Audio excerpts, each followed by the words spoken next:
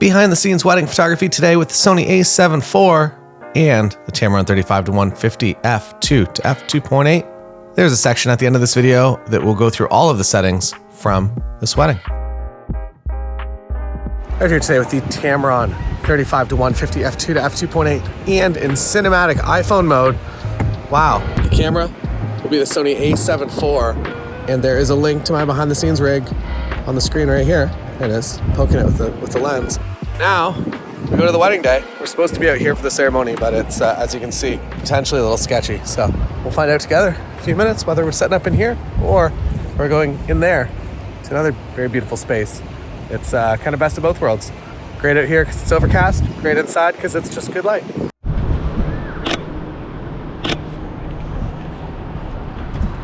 So if the ceremony is here, sun, you can get an app called Sunseeker if you want. You can augmented reality, see where the sun's going to be at. But basically, it kind of shoots straight down here, which is nice, except for when they get to the front, they're going to be illuminated by sun. If it is sunny, if it remains cloudy like this, then that's good. That's good news. It's a large bird.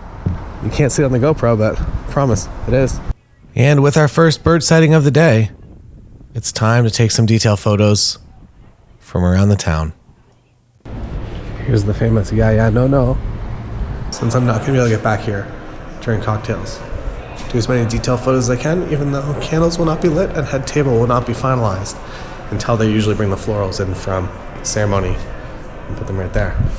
And it appears as though tables aren't done yet, so maybe this is a lost cause. We'll do some wide shots and be on my way. So I'm usually here about 15 to 20 minutes before I'm actually scheduled to start, or actually I'm sitting in the parking lot usually about an hour and a half before the wedding, and then I'll just do nothing for about an hour, and then a half hour before the wedding I'll usually go and do that lap of the ceremony space or just kind of around the town and take some detail photos. Today I am on a shorter day and it is just myself doing photography, and I'm using a flash. Wow, crazy, right? It's a Godox V1. And some rooms are hard and you kind of do the best you can, and then you just take more photos in better light and better conditions later. Also, if you are interested, Book More Weddings 2023 is out now and it is available until January 20th. So if you want to get it, you got to get it before January 20th. Otherwise, you cannot get it again until March 1st. It is my flagship course on wedding photography business and actually booking weddings. It is everything that I've changed and am doing in 2023 to market my wedding photography business, as well as the things that I've just seen changing in the industry, ways that you can get ahead, ways that you can build your portfolio faster, better, and do exactly what the title of the course says, Book More Weddings in 2023. There's two ways to get it. You can either get it with a bunch of bonuses or you can get it as part of the yearly membership. And there is a discount on both until January 20th. So just get in before then. If you're interested, 100% money back guarantee. So if you get it, you don't like it, send me an email, then I'll send your money back. That's how it works. Tamron 35-150 F2-2.8. I feel like I've said it a lot of times now. I even put a podcast. I have a second podcast channel out now. And I did a full podcast about how this is probably the best lens for wedding photographers. It is so versatile and just so genuinely useful. Did I say generally or genuinely? I combined both the words. It's just such a useful thing to have with you. It creates beautiful images. It, for positive or negative, seems to have, I've added my portraiture back-end workflow to smooth skin a little bit, but it has, I would say, like a 1/8 mist filter kind of built into it, which kind of makes it perfect for weddings, weirdly. Now let's go to Marty the officiant for a more in-depth review of the Tamron lens. Marty, what are your thoughts on the Tamron 35-150 F2-2.8? I would say a solid 9.5 out of 10. I wouldn't go for the lesser model if someone gave it to me for free. So that's my thoughts on that. Thank you so much. For more tech advice, please follow me on Facebook. That's beautiful. So moving into the ceremony, this lens has completely replaced my 70-200, which is the lens that I used to use for ceremonies. The thing that I like the most about it is that you still get most of the 200 end-ish. I guess you get up to 150. I've set my that C2 button to go to APS-C mode, so I can quickly kind of bounce to 225 millimeters. I'm also shooting most of next year, I think, with the Sony A7R Mark V. And that means that even in crop mode, I'm still going to get, I believe it's a 33 megapixel file or 26 or whatever it is. It's more than good enough to get me the megapixels that I would need to even crop around within it, which is very, very beneficial. But the thing that I probably like the most about this lens is the fact that I now have access to a 35 on it. I used to have a second camera on my arm, and I would, as people were coming down the aisle, I'd be switching to that wider camera to try to get a few more photos. And now I can just get everything in one camera, which for today, I'm just doing photography only, but for other days, I'm usually doing photography and video coverage, and to be able to have the versatility on one camera to get the video shots I need. And I guess the other thing is that you're now prepared for a lot more. So wedding day, a lot of random things happen. I would say the wedding days that I do, I'm pretty familiar with now, but every now and then I will get into a ceremony where there are elements that I wasn't really told about or that just appear seemingly from nowhere. Or sometimes it's a guest that appears from nowhere with a 24-70 and they're just everywhere all of a sudden. And if it's during the ceremony, I can't really tell them to sit down or anything. I just kind of have to deal with it. But the more versatility I can have with my kit to work around a potential situation like that, the happier I am overall. I think so far today I've shot a lot of horizontal. I don't usually shoot this many landscape photos. I'm usually, well, this part of the day I'm always usually vertical. Because if I shoot horizontal and I try to include everyone, I get some empty chairs and maybe some people looking in different directions. So I always go vertical at this point. Maybe that crop was a little too loose. I probably should have cropped in completely there. Because the girls want to see their outfits. The guys, they don't really care. They don't need to see their shoes. I usually crop guys' photos kind of about there, whereas girls' photos are typically kind of full length when possible, when in good light. This lens also gives you the versatility.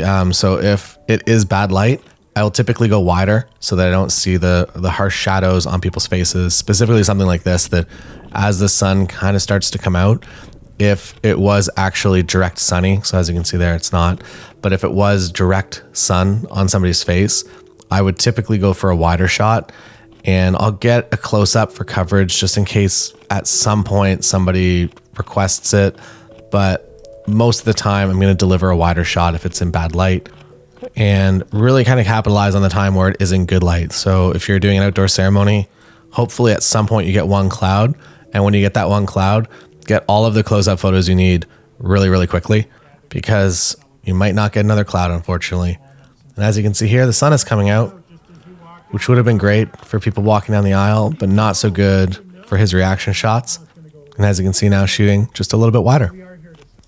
And as you'll notice, with this lens, there is no reason to change from this lens. Strangely, it feels very weird to shoot on one camera and to just be fine and happy with it. Also, shout out again to Marty for the wicked awesome review of the Tamron 35-150 F2-2.8. So what else is in my bag today? I have the 20mm Sony F1.8, which is what I use for a lot of my YouTube filmings. I also use it for usually the cake cut and maybe some dance party photos if I am there long enough for it. And I would usually have it on a second camera body, but today I only have one Sony camera body. I now have a second one now that it's January, but at this time I only had one Sony camera body, and my Canon R6 was actually my backup today. So I have my Samyang 85 and the 35 for RF, as well as an R6 in my bag. Additional lenses for Sony right now, I love the 50mm F1.2, and I think there's a time and a place, so you can absolutely shoot an entire wedding day with just this lens, but it is a little bit large, a little bit heavy. And I think from just when you walk into, so we didn't really do a whole lot of getting ready photos today, but when you walk into that getting ready environment, if you have a larger camera, people, I don't know, some people will become a little bit more uncomfortable. If you come in with a small camera and you're not staring at them through your viewfinder and you're actually just shooting on the LCD screen, I find that people become very, very comfortable with the fact that there's a weird photographer there taking photos of them getting ready very, very quickly. And I think a prime lens, a smaller lens, facilitates that transition a little bit better. Or maybe I'm just making excuses for the fact that I don't want to carry this thing around all day because it is quite heavy. Now moving into the recessional, I usually have to choose whether I'm on a 7200 and I get the boring shot that always works, or if I go with something like a 35 f1.4 and get that 1.4 shot and be nice and close to them and really capture that energy. Now you get to do both of those. So judging on your couple, if you want to get nice and close, if there's a lot of energy there, there's like 500 people at the wedding and it's going to be crazy, I would say get a little bit closer and walk out with them. If it's a more chill wedding like this, you might want to rely a little bit more on that telephoto compression. And that's what I chose to do today. Moving into family photos, it gives you a lot of versatility in terms of, I would love to shoot all of this at maybe 50 or 85 millimeters, but you have to move a lot of chairs to usually be able to facilitate that, to not have chairs on the edges of your frames. Whereas the wider you get, the less chairs you have to move. So if you are in a little bit of a time crunch to get family photos done, usually it's easier to go a little bit wider, obviously depending on your environment and your surroundings. So I actually have them face towards the sun, so you almost see a little bit of kind of a fill light. And I will do this if it is cloudy like this. Basically, if I'm trying to backlight them and it's also overcast and there's not a whole lot of light reflecting off of the building that you see there, it's not going to work so well. To light them kind of with the sun sometimes becomes a little bit too harsh. It is a little bit kind of variable clouds, so every now and then a little bit of sun will poke out. So there is a bit of a waiting game. I find that when I'm putting together the location for the family photos, I'm always hesitant to put it in a spot like this unless I know it's going to be cloudy, because if it is variable clouds, as soon as you start the family photos, it's going to be sunny and you're going to be like, just give it a minute for a cloud to come in, and then you'll never see another cloud. It's just the way that life works, I guess. So I always err on the side of maybe a less great background, but better light overall. And today, background and light came together nicely. So we basically just kind of hustled through this session to make sure that we got all the photos we needed, or at least all the staple photos I needed, very quickly. Also, you can get my wedding photo checklist in Book More Weddings 2023. It's part of the package deal. Or if you're a member, you have access to it now. So you can see kind of what I do. Overall, I don't do anything too crazy with the wedding party. I also kind of read the couple and read the room, that if, for instance, today maybe it's a little bit colder, maybe our session's going to be a little bit more efficient. If it is maybe more of a party atmosphere and there's just a lot more candids going on, I will structure the session a little bit looser so there is time for people to relax and have a drink or whatever, and I can do some candid photos during this time. And this goes for family photos as well, that whenever the family comes together for photos, those are all kind of the key people, I would say, specifically if I'm doing video, but also for photography. And if I can do a good candid session in good lighting with all of them, I will be pretty happy. And also with the unknown of cocktail hour right now, I don't know what the lighting is. I don't know how busy it's going to be in there. If I can make sure that everyone that's come to the wedding is documented in at least one photo in nicer lighting with them looking their best, I'm going to take that opportunity and do that. And because of that, my structure for this part of the day usually changes. I will say that this is always a go-to shot to get the couple just kind of walking. I feel like people are the most natural. The dress also kind of flares out naturally as well, which is really, really nice. And then also that stupid crane. I wish that crane was not there. It was the bane of every wedding photographer that shot here's existence for the entire year, because that's always how it's parked. It's where the wind goes. That's where the crane blows over the weekend. And it's just always in the background there. So if it's sunny, it kind of just bleaches out in the sun, which is nice. But if it's overcast, as you can see right there, it's there. So I actually go through and I remove the crane from any of the photos it's visible in, which is a bit annoying. But my couples didn't put the crane there. They don't want the crane there. No one wants a crane there. Hope it's gone next year. I'll stop talking about the crane. I'm sorry. I'm still a bit worked up about it. And all the images you're seeing are from my preset pack. You can get the full preset pack collection. And these are from my 2022 presets as well. And you might notice something interesting. So I struggle with this for a number of reasons. So when I try to upload my profile to Imagine, which is AI editing, it makes it very easy for you to just kind of edit all of your photos automatically within like 10 minutes. It basically edits exactly as you would. I'll put a link in the description to it if you want to check it out. But when I was uploading my profile to them, I realized that I use a different preset, or a marginally different preset based on every wedding. So I'll usually do kind of a skin tone test and see what preset works the best, maybe with the couple skin tones, as well as the flowers, as well as the venue. So if I'm at something that's just all green space, we're at a winery, I'm going to use a preset that is different from one that I would use if I was shooting in a darker castle environment that's all incandescently lit. And that is something that I don't think that they have really encountered. I don't know, maybe am I weird for doing this, or is this normal-ish? Because I really do find myself using a slightly different preset in most situations. I would say it's either between TI and CL. Those are kind of the two that I use the most in weddings, at least in Canada. And then I have a destination preset that's in the destination wedding pack that I'll usually use for destination weddings. And as you can see, I'm framing the crane out. The crane is on the left of this shot. Beautiful. And if you want to put both arms around each other there. Hiding it behind that building now. Spent a lot of time thinking about this crane. I think it's easier maybe to speak broadly to not just the crane, but also other elements that you'll discover throughout a wedding day, like fire alarms or like stop signs that are up there. It's way easier to just hide them in real life as best you can, rather than knowing that you're going to Photoshop it out later. There's usually a way you can go about it, and a lens like this 35-150 opens up a lot of possibilities, because if you're shooting a scene at 35 and you're nice and close, maybe there's some distracting elements in the background, but as you zoom in, maybe those background elements kind of start to disappear, or there's ways you can hide it based on your physical position as well as kind of what you're zoomed into. And that is something that makes my life very happy with this lens that you can't really do with a prime. Moving into the lower light section of the day, depending on your camera body and the high ISO performance, I usually on the A7IV, I don't really go above 10,000 ISO. I think it'll be the same for the A7R5. And 10,000 is kind of my max. And I'm very conscious of the fact that I know that the images that I'm taking, when I see them pop up on the LCD, that LCD is going to be a little bit brighter than the image because we're in a darker space. So I'm conscious to kind of look at the exposure meter and see if I'm plus or minus too much. And I get the closest exposure I possibly can whenever I'm shooting at a higher ISO that I'm fine with, but I don't want to be 3 stops under and trying to fix a 10,000 ISO image from an A7IV because it just won't look so good.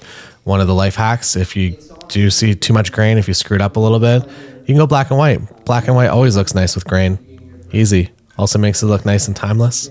I dig it. This kid just had some food. I think there's also cohesiveness to black and white images, as you saw in that last image. Color, it's a little bit distracting. It's kind of everywhere.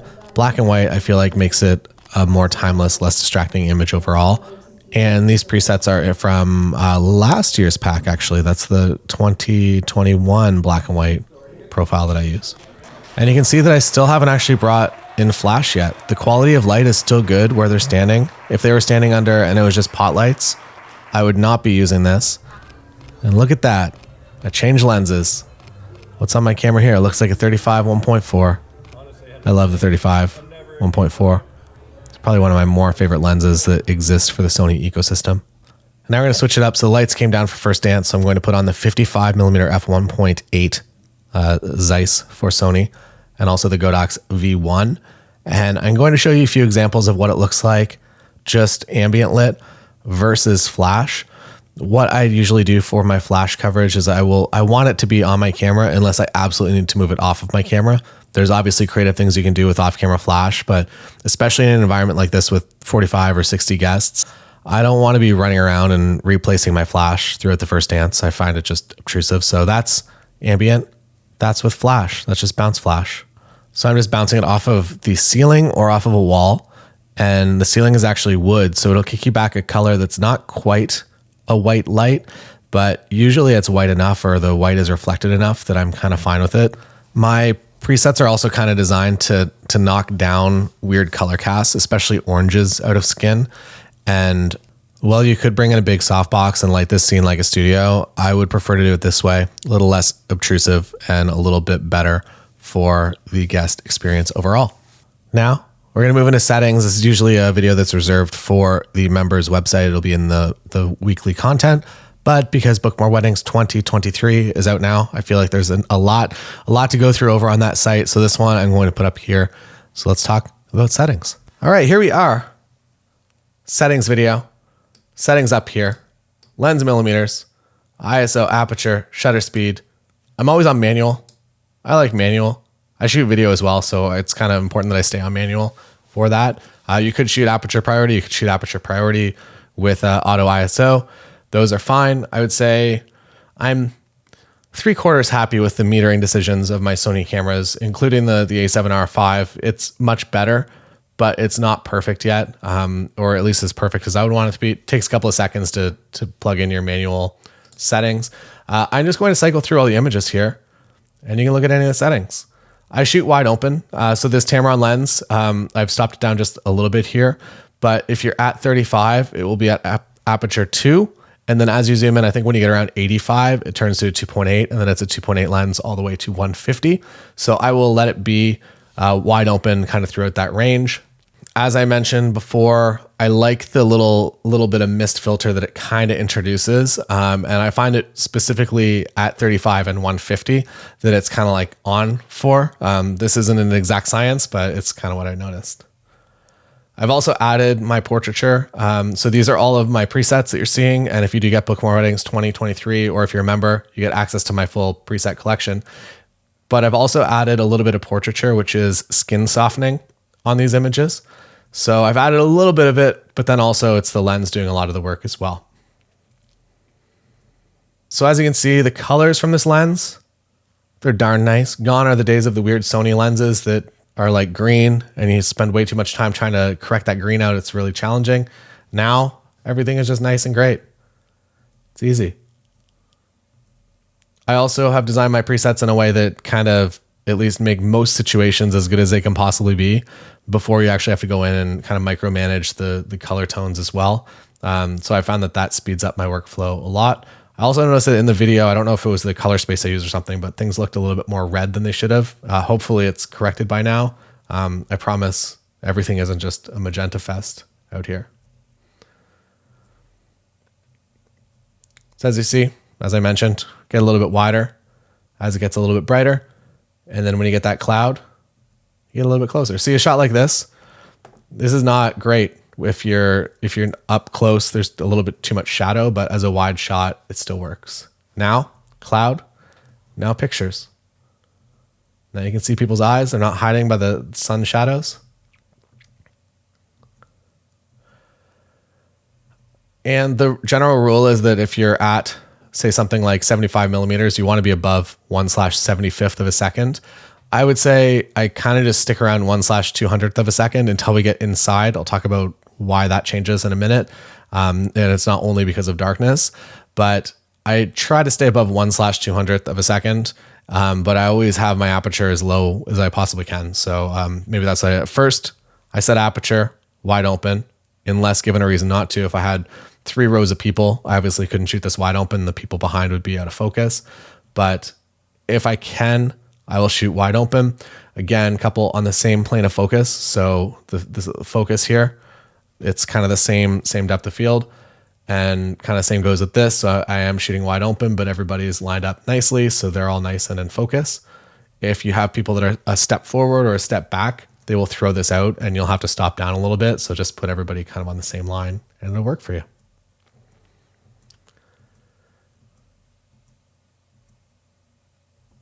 Happy with the flare as well. So I guess there's no direct examples within this one, but if the flare, the sun is coming down the barrel of the lens, it does look nice. I honestly kind of like the look of it. Here we are inside. We'll get back to inside in a minute. So here are some last shots avoiding the crane that I love so much. You can see the crane hiding right here. Hide things behind stuff rather than photoshopping it out later if possible. That is one thing that will save you a ton of time. So in here, I am at 1/80th of a second. And that means that I might not freeze this motion maybe as well as I possibly could. So as you can see, little tiny bit of motion blur in there. If that is beyond what you're comfortable with, you can bring in light and you can strobe the room and basically make it so you can shoot whatever shutter speed you want. If you are shooting ambient though, one thing to be very, very aware of is the fact that, so basically above him is a light and there's a light over here and a light over here. And in testing with this room, I had to shoot at 1/80th of a second for my shutter speed. Otherwise, the refresh rate on the LED bulbs, that this light would be off in one photo, then this light would be off in one photo, then this light would be off in one photo. So go in and test and see what actually works and review the images, because what you're seeing on your LCD playing in real time is not actually the image that it's taking. So hit the play button and do a review to make sure that that crazy disco dance party is not happening to you if you don't want it to be happening. It's also hard to predict. Like, it would be awesome just to have him spotlighted and these two lights off, but you'd have to take like 30 frame bursts every single time something happened in order to capture that. So this is all ambient so far. moving into their first dance. So this is the difference here between just an ambient lit shot. It's fine, it works, but an off camera or an on camera lit shot works very, very well. I will use off camera flash kind of the same way that I use on camera flash, and that I will just kind of put it in the spot that I want it to be. And if the flash is on my camera, I have to physically be standing in that spot, which is usually fine. You can also find enough spaces typically to kind of bounce around, depending on the room. As you can see, I'm kind of bouncing in the wrong direction here, where I'm kind of going up to the left and lighting up some stuff and making some shadows that maybe aren't the best. So a shot like that, maybe get rid of, again, going back to my get rid of stuff you don't want in the shot. I will say that knowing how to use on-camera flash will get you by in most wedding situations, and you don't really need to do a whole lot of off-camera flash. And I would find it very distracting to have off-camera flash set up here with a smaller group, because I don't want to be running around adjusting things and moving things. Because wherever you set your flash up, the couple, I guess you can tell them like, stand on this mark and dance here. You could do that. I don't like to do that. So I would have to move my flash to make it work. And then I'd want to shoot some on-camera flash, and I don't want to become the center of attention. I want them to be. All right. That's it. That's all. Thanks for watching. Book More Weddings 2023 out now. If you are interested, it comes with bonuses. So until January 20th, after January 20th, you have to wait until March 1st to sign up. And also the members website is going up. It's almost doubling in price. So it's going to be $399 starting March 1st. So if you get in now, you get in for the other rate that's half the price. But if you wait until March, it will be double the price. So get in now. That rate will never increase on you. Also 100% money back guarantee. You join, you don't like it, send me an email, send your money back. And if you choose to buy Book More Weddings 2023 out just as a standalone, you also get, as bonuses, you get Book More Weddings 2022, which is a completely different course, as well as my full preset collection that you've seen throughout this video. Also my wedding photo checklist, my day of checklist for wedding days, and my email templates. And I think there's a few more bonuses in there as well. And then if you sign up for a year, which is $20 more, and there's no contract, you don't have to stay for longer than that year if you don't want. But if you do sign up for that, you will get access to everything that I've really ever made. I think it's like 37 or 39 courses at this point, and you get access to all of them. So Book More Weddings 2023, get it before January 20th, because after that, it's gone for a little while. If you do sign up, you get to keep it, you get to watch it. But if you didn't get it before January 20th, you can't sign up again until March 1st. Thanks for watching. See you again next time.